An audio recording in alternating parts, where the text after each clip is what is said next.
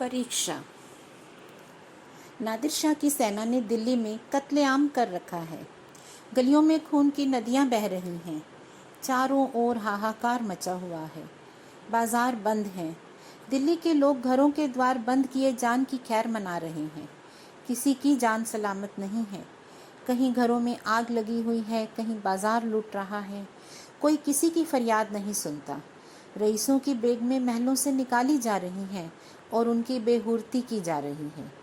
ईरानी सिपाहियों की रक्त पिपासा किसी तरह नहीं बुझती। मानव हृदय की क्रूरता, कठोरता और पैशाचिकता अपना विकरालतम रूप धारण लिए हुए है। इसी समय नादिर शाह ने बादशाही महल में प्रवेश किया। दिल्ली उन दिनों भोग विलास का केंद्र बनी हुई थी। सजावट और तकल्लुफ के सामानों से रईसों के भवन भरे हुए थे। स्त्रियों को बनाव सिंगार के सिवा कोई काम न था। पुरुषों को सुख भोग के सिवा और कोई चिंता न थी।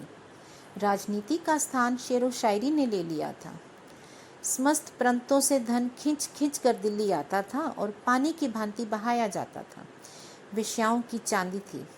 कहीं तीतरों के जोड़ होते थे, कहीं बटेरों और बुलबुलों की पलियां ठनती थीं। सारा नगर विलास निद्रा में मग्न था।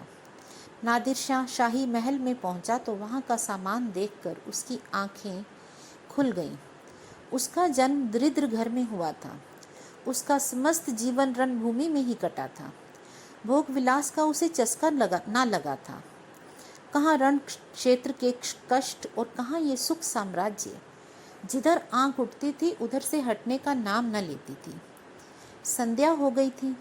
नादिर शाह अपने सरदारों के साथ महल की सैर करता और अपनी पसंद की चीज़ों को बटोरता हुआ दीवाने खास में आकर कारचोबी मसनद पर बैठ गया। सरदारों को वहां से चले जाने का हुक्म दे दिया। अपने सब हथियार रख दिए और महल के दरोगा को बुलाकर हुक्म दिया, मैं शाही बेगमों का नाच देखना चाहता हूँ। तुम इसी वक्त उनको सुंदर वस्त्राभूषणों से सजाकर मेरे सामने लाओ। खबरदार, जरा भी देर ना हो। मैं कोई उज्र या इनकार नहीं सुन सकता।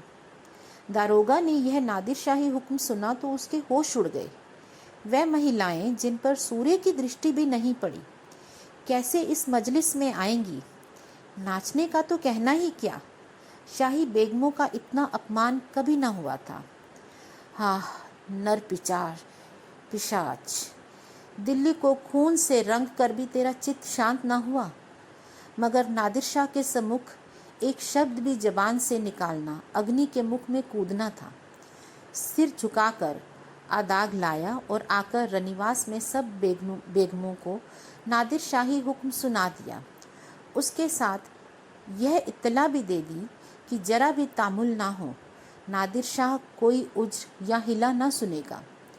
शाही खानदान पर इतनी बड़ी विपत्ति कभी नहीं पड़ी। पर इस समय विजयी बादशाह की आज्ञा को शिरोधार्य करने के सिवा प्राण रक्षा का कोई और उपाय न था। बेगमों ने यह आज्ञा सुनी तो हतबुद्धि सी हो गईं। सारे रनिवास में मातम सा छा गया। वह चहल पहल गायब हो गई। सैकड़ों हृदयों से इस सहायता याचक लोचनों से देखा।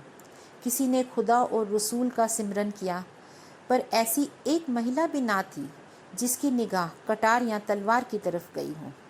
यद्यपि इनमें कितनी ही बेगमों की नसों में राजपुतानियों का रक्त प्रवाहित हो रहा था, पर इंद्रिय लिप्सा ने जौहर की पुरानी आग ठंडी कर दी थी। सुख भोग की लालसा आत्मसम्मान का सर्वनाश कर देती है। आपस में सलाह करके मर्यादा की रक्षा का कोई उपाय सोचने की मोहलत न थी। एक एक पल भाग्य का निर्णय कर रहा था। हताश होकर सभी ललपाओं ने पापी के सम्मुख जाने का निश्चय किया। आंखों में आंसू जारी थे। अश्रु सिंचित नेत्रों में सुरमा लगाया जा रहा था और शोक व्यथित हृदय पर सुगंध का लेप किया जा रहा था। कोई केश गुंथती थी, कोई मांग में मोतियों को पिरोती थी। एक भी ऐसी पक्के इरादे की स्त्री न थी जो ईश्वर पर अथवा अपनी टेक पर इस आज्ञा का उल्लंघन करने का साहस कर सके। एक घंटा भी न गुजरने पाया था कि बेगमात पूरे के पूरे आभूषणों से जगमगाती, अपने मुख की कांति से बेले और गुलाब की कलियों को लजाती, सुगंध की लपटें उड़ाती, छम छम करती हुई दीवाने खास में आकर द नादिर शाह के सामने खड़ी हो गई। नादिर शाह ने एक बार कनखियों से परियों के इस दल को देखा और तब मसनद की टेक लगा कर लेट गया। अपनी तलवार और कटार सामने रख दी। एक क्षण में उसकी आंखें झपकने लगीं। उसने एक अंगड़ाई ली और करवट बदल ली। जरा देर में उसकी खर्राटों की आवाज़ें सुनाई देने लगी। ऐसा जान पड़ा कि गहन निद्रा में मगन हो गया है। आधे घंटे तक वह सोता रहा और बेगमें ज्यों की त्यों सिर नीचा किए दीवार के चित्रों की तरह खड़ी रहीं। उनमें एक दो महिलाएं जो ठीठ थीं, घूंघट की ओट से नादिर शाह को देख भी रही थी और आपस में दबी जमात में कानाफूसी कर रही थी। कैसा भयंकर स्वरूप है, कैसी रणोन्मत्त आंखें हैं, कितना भारी शरीर है। आदमी काहे को है, देव है। सहसा नादिर शाह की आंखें खुल गईं। परियों का दल पूर्ववत खड़ा था। उसे जागते देख बेगमों ने सिर नीचे कर लिए और अंग समेटकर भेड़ों की भांति एक दूसरे में मिल गईं। सबके दिल धड़क रहे थे कि अब यह जालिम नाचने गाने को कहेगा तब कैसे होगा।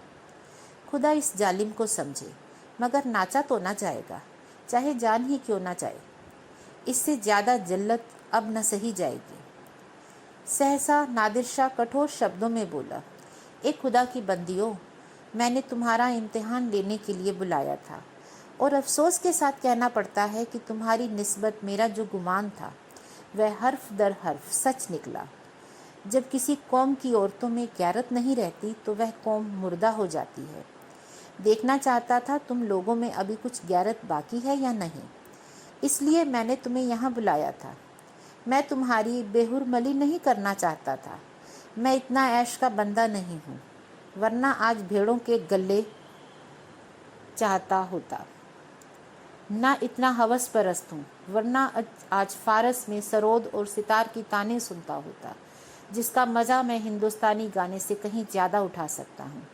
मुझे सिर्फ तुम्हारा इम्तिहान लेना था। मुझे ये देखकर सच्ची में मलाल हो रहा है कि तुम में गैरत का जौहर बाकी ना रहा।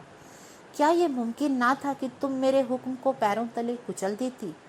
जब तुम यहाँ आ गई तो मैंने तुम्हें एक और मौका दिया। मैंने नींद का बहाना किया। क्या ये मुमकिन ना था कि तुम में से कोई खुदा की बंदी इस कटार को उठाकर मेरे जिगर में चुभो देती? मैं कलाम पाक की कसम खाकर कहता हूँ, तुम में से किसी को कटार पर हाथ रखते देखकर मुझे बेहद खुशी होती। मैं उन नाजुक हाथों के आगे गर्दन झुका देता। पर अफसोस है कि आज तैमूरी ख़ानदान की एक बेटी भी यहाँ ऐसी नहीं निकली जो अपनी हुर्मत बिगाड़ने पर हाथ उठाती। अब यह सल्तनत जिंदा नहीं रह सकती। इसकी हस्ती के दिन गिने हुए हैं। इसका निशान बहुत जल्द दुनिया से मिट जाएगा। तुम लोग जाओ और हो सके तो अब भी सल्तनत को बचाओ, वरना इसी तरह हवस की गुलामी करते हुए दुनिया से रुखसत हो जाओगी। और इस तरह से मुंशी प्रेमचंद ने नादिर शाह की परीक्षा के बारे में अपनी कहानी लिखी। धन्यवाद।